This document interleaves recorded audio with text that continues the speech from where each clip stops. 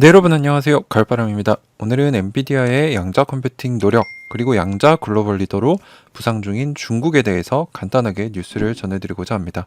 그래서 부제로는 항상 제가 주장하고 있는 AI 다음은 양자다라고 부제를 붙여봤습니다. 네, 엔비디아가 양자 컴퓨팅 계획을 발표를 했습니다. 그래서 3월 22일에 대량의 인공지능을 이제 GPU를 통해 지원하고 있는 엔비디아가 새로운 소프트웨어, 하드웨어 런칭을 통해서 양자 컴퓨팅의 핵심 플레이어로 자리매김하고 있다라는 뉴스가 전해졌는데요. 구체적으로는 21일에 GTC, GPU 테크놀로지 컨퍼런스의 개발자 컨퍼런스에서 엔비디아는 C++ 그리고 파이썬과 같이 지금 굉장히 많이 쓰이고 있는 고정 컴퓨터 코딩 언어로 양자 알고리즘을 짤 수 있는 플랫폼인 쿠다 퀀텀을 공개를 했습니다. 이게 굉장히 파워풀하죠. 이제 양자 컴퓨터 특유의 뭐 그런 언어를 몰라도 기존에 쓰던 언어로 양자 프로그래밍을 할 수 있다는 건 굉장한 힘입니다. 그래서 저는 개인적으로 이제 양자 컴퓨팅 투자를 위해서 엔비디아에 투자하는 것도 나쁘지 않다라고 생각하는 사람입니다. 네, 그래서 이 프로그램은 어떤 시스템이 문제를 해결하는데 가장 효율적인지에 따라서 양자 및 고정 컴퓨터에서 알고리즘을 실행하는데 도움이 된다. 양자가 잘하는 건 양자한테, 고정 컴퓨터가 잘하는 건 고정 컴퓨터한테 준다는 거죠. 자, 그래서 새로운 플랫폼은 대부분의 AI 개발자가 엔비디아의 그래픽 처리 장치 액세스하는데 사용하고 있는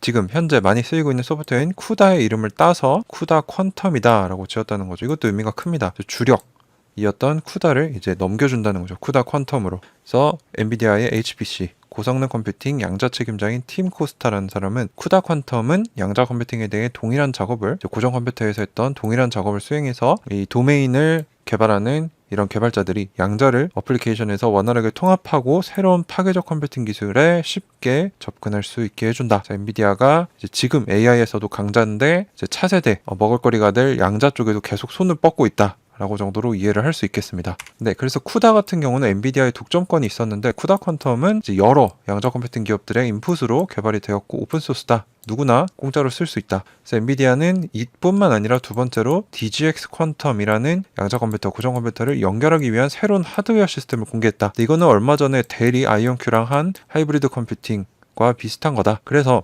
기존 컴퓨터와 양자 컴퓨터의 통합을 원하는 수요가 증가하고 있다라고 이제 이 DGX 퀀텀을 엔비디아와 함께 개발한 퀀텀 머신스라는 회사의 CEO인 이타말 시반이라는 사람이 얘기를 했습니다. 이 퀀텀 머신스라는 곳은 또 저한테 굉장히 익숙한 곳인데 아이온큐의 공동 설립자이자 지금 칩 사이언티스트인 크리스 먼로 교수님이 이 회사를 실제로 인수하려 했다라는 소문이 있었습니다. 이 회사는 뭘 하는 데냐? 이스라엘 기반의 스타트업인데 자사의 하드웨어를 통해 양자 칩들과 통신할 수 있는 이런 중간 미들웨어 역할을 하는 장치를 개발하는 회사인데 이쪽 회사도 굉장히 유망하다라고 해요. 근데 아직은 비상장이라서 투자는 할 수 없습니다. 그래서 엔비디아 역시 소프트웨어를 통해 지금 우리가 많이 쓰고 있는 고정 컴퓨팅 언어로 양자 프로그램을 짤 수 있는 소프트웨어 쿠다 퀀텀을 냈고 하드웨어 쪽으로 이제 양자 컴퓨터와 고정 컴퓨터를 통합해서 함께 사용할 수 있는 하이브리드 컴퓨팅을 하게 해주는 DGX 퀀텀을 냈다. 엔비디아도 본격적으로 양자 컴퓨팅에 뛰어들고 있다라고 정도로 이해를 할 수 있을 것 같습니다. 자, 그래서 양자 컴퓨터는 현재 잠재적으로 계산을 가장 빠른 슈퍼컴퓨터보다도 몇 배나 빠르게 할 수 있을 것으로 평가를 받고 있긴 하지만 실제로 언제 일어날지 아직 모릅니다. 뭐 긍정적으로 보시는 분들은 25년, 좀 보수적으로 보는 분들은 2030년 또는 그 후로 보고 있다는 거죠. 근데 양자 컴퓨터가 아무리 유용한 수준이 되더라도 현재 가까운 근미래로는 디지털 컴퓨터와 고정 컴퓨터와 함께 써야 됩니다. 그래서 가까운 미래에는 하이브리드 컴퓨팅,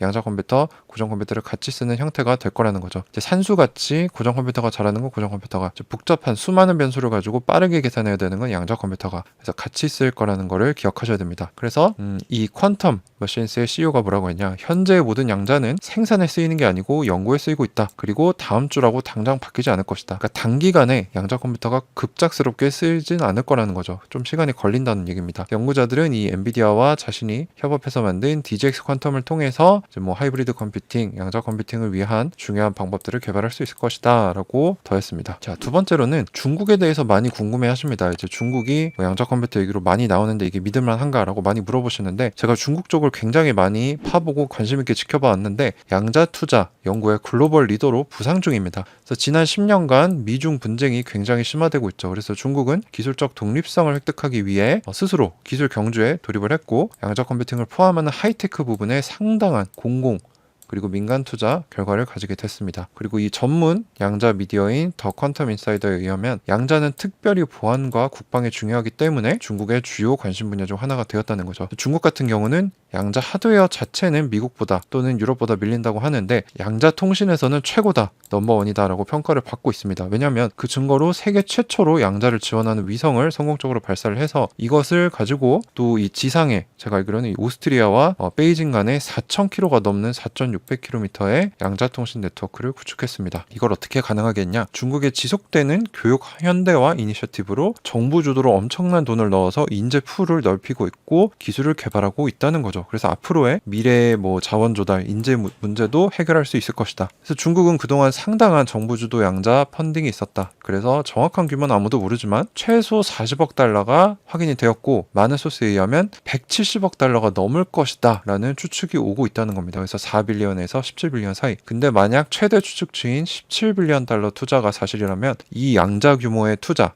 중국 정부의 투자는 유럽의 2배, 유럽 전체를 합친 펀딩의 2배, 미국의 4배입니다. 그래서 중국이 진짜 목숨을 걸고 양자 컴퓨팅에 투자를 하고 있습니다. 그래서 중국의 양자 투자금은 세계에서 가장 큰 연구시설인 11만 평 규모의 허페이 국립양자과학연구소 건설도 포함하고 있습니다. 그래서 이렇게 생겼어요. 이제 조감도인데 굉장히 큰 건물 3개 다 합쳐서 11만 평입니다. 그래서 보시면은 중국의 민간 영역에서도 정부가 상당히 손뻗치고 있는데 중국이 2022년 양자 민간 투자는 3억 달러가 되지 않아서 그렇게 크진 않은데 정부 주도 투자가 워낙에 커서 전 세계에서 양자 분야 투자가 제일 클 것이다 라는 추측을 받고 있습니다. 자, 그래서 저의 총체적인 의견은 뭐냐? 현재 AI 분야의 최강 수혜자인 엔비디아, GPU의 최강자는 차세대 메인스트림이 될 양자 컴퓨팅에서도 주도권을 잡고 싶어 한다는 게 드러났죠. 다양한 양자 기업들과의 협력을 하고 이번에 새로운 소프트웨어, 하드웨어 개발을 하면서 이 모습도 보여줬습니다. 그래서 엔비디아 쪽에 투자하면서 좀 보수적으로 보는 것도 나쁘지 않을 것 같다라는 생각이 들고요. 지금 AI가 굉장히 화두가 되고 있는데 AI의 폭발적인 성장을 위해서는 스스로 큰 데이터에서 패턴을 찾아서 이걸 활용할 줄 아는 머신러닝이 필요합니다. AI가 스스로 배울 수 있도록 하는 거. 그리고 여기에 뛰어난 게 뭐냐? 양자 컴퓨팅이다. 양자 컴퓨터는 고정 컴퓨터보다 훨씬 더 적은 횟수로 더 좋은 또는 비슷한 이 머신러닝 결과를 낼 수 있다는 게 증명이 됐습니다.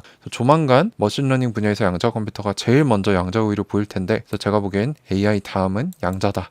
아마 2, 3년 안에 이게 구체화될 것이다 라고 계속 예측을 하고 있습니다. 물론 제가 틀릴 수 있기 때문에 참고만 하시고요. 이미 이 양자 시대가 필연적으로 온다는 증거는 미국과 중국, 유럽 이 3대 선도 그룹이 양자 선도권을 가지기 위해서 치열한 경쟁과 어마어마한 투자를 넣고 있다는 게 증거가 되고 있습니다. 그래서 우리가 컴퓨팅에 투자하시는 분들, 인텔, IBM, 구글 등등, 또는 AI, 엔비디아, 또는 양자 투자자, 우리 같이 알키 퀀텀, 리게티, 아이온큐 등에 투자하시는 분들이라면 어느 나라에 어떤 기업이 앞서갈 것인지에 대한 꾸준한 공부와 모니터링은 필수다. 왜냐하면 양자 컴퓨팅은 아직 진짜 될지 안 될지도 보수적인 사람들은 모른다라고 얘기하고 있고 정말 빠르게 변화하고 있기 때문에 그냥 묻어두시면 안 되고요. 반드시 내가 투자한 기업 또는 내가 투자한 나라가 잘하고 있는지 꾸준한 공부와 모니터링이 반드시 필요하다는 게 제 의견입니다.